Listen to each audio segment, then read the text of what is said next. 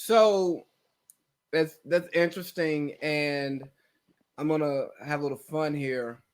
But what do you say for the person who's like, "Hey, coach, the reason why I get to boogie in AAU is because, for one, maybe the talent around me is more complimentary, or maybe the way that I'm being coached is more suited to my style. Maybe I want to get up and run and play fast, but you want me to get here, set the offense, and we can be a better team while running the break."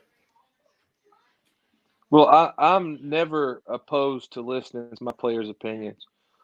Matter of fact, and Coach Cowart does it. He pretty much, a lot of times he'll let me call the offense. He'll call the offense. He'll decide what we just kind of go back and forth with it, even though he's the head coach.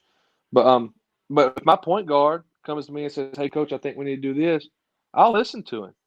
And sometimes I'll just say, "Okay, roll with it, do it. What do you want to do?" And I think that's the mark of a great coach is knowing when to step in and say, "This is how we do things. This is what we're going to do, and this is why we do it."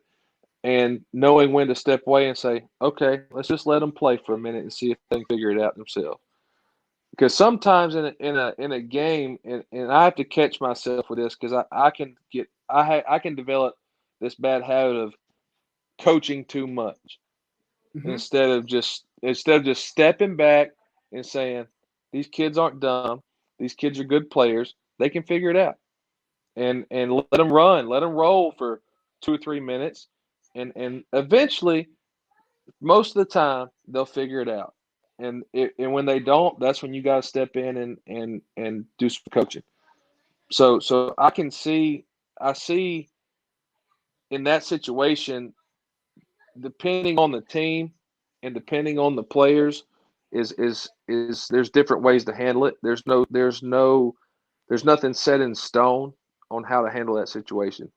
And that coaching is very, very fluid. You can't be rigid and set things in stone. And I've learned that, like I said, with Coach Cowart, because when I played for him, I joke with him, give him a hard time. I said, "Coach, you soft, man." He said, "What you mean?" I said, "When I play for you, I know this stuff will fly." He said, "Well, I've learned a lot over the last 12 years. I've played for him. I graduated 12 years ago, and I've learned that I've been coaching. This is my 10th year, ninth or 10th year, and at first, man, at first I was like, this is how we're gonna do it. This is my team. You're gonna listen to me." And then over the years, it kind of evolves to where it's just like, "Hey, let's do what we do. If it works, it works. If not, we'll change it."